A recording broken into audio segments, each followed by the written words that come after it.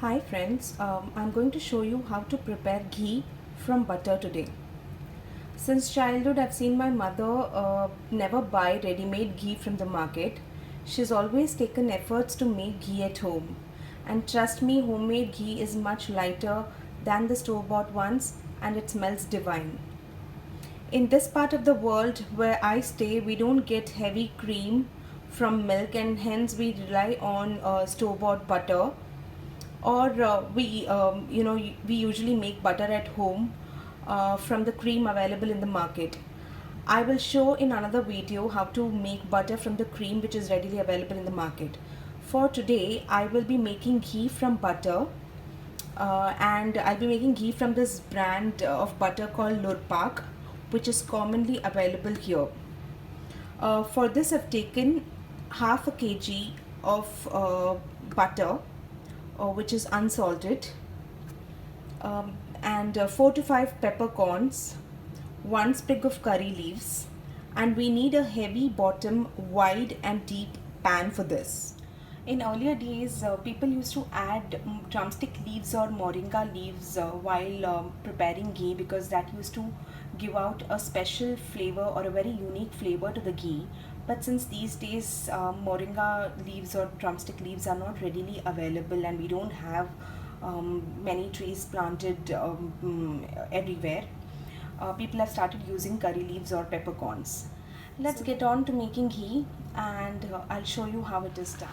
Here if you see, I've taken a very wide and a deep bottom pan for half a kg butter. I insist on taking a very deep and a wide bottom pan is only because as the ghee gets done, there are chances that it may rise up and it may overflow. So to avoid any wastage or any accident that can happen due to overflowing, I insist on taking a very wide and a deep bottom pan. So if you see, I've added my butter here in the pan and it's being melted. So I'll let you know as it gets done, because ghee making involves about 5 or 6 steps, and I'll let you know as each step comes. I've kept the gas here on a high flame, and I'm melting the butter. I'll wait until the butter melts completely, and as soon as it melts, I'll immediately put the gas on sim mode, and from there on we need to cook the butter in a sim mode only. I've been constantly stirring my butter, and that's a very important step. Keep stirring your butter well. I can see that my butter is completely melted, and this is the time I'll be putting my flame on sim mode completely. This is step 1. Step 1 is when you melt the butter completely, and you need to spend a good 10 to 15 minutes patiently in making ghee. You need to be very, very patient to have good ghee as an end result. Can you see these bubbles frothing in the pan? This is my second step. My first step is when my butter melts, and the second step is when you see these bubbles frothing in the pan. Remember that my gas is on sim mode. As I said, keep stirring this butter.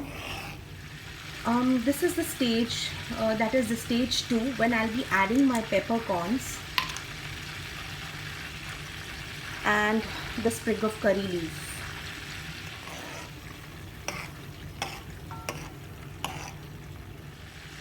I can't tell you guys what a lovely smell the curry leaves are giving out. You need to make it to experience it, and it's just divine. Can you spot the difference? I mean, the butter is getting clearer and is giving out a white layer. So this is the third step or the stage, and it will get more clearer through the next steps, and that's when the ghee will be done.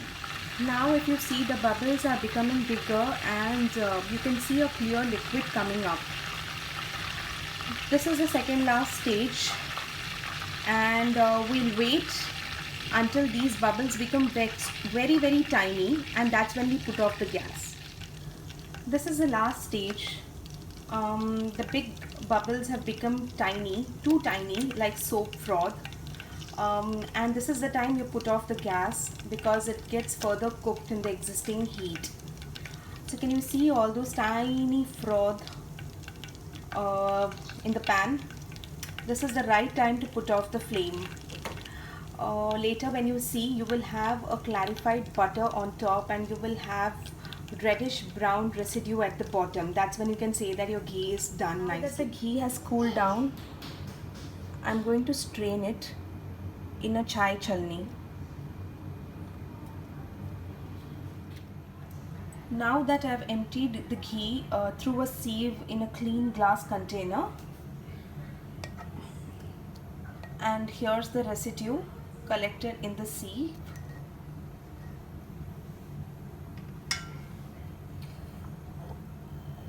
This is how ghee looks like, light honeyed color or light amber color. Do not throw away this residue because it just tastes yum. You can have those ghee fried curry leaves and peppercorns as well. You can knead your chapati dough in the same pan so that all the ghee or the leftovers of the ghee gets absorbed by the wheat flour. My bottle of yummy desi ghee is ready. Enjoy. Do let me know your opinion. Thank you. Bon appetit.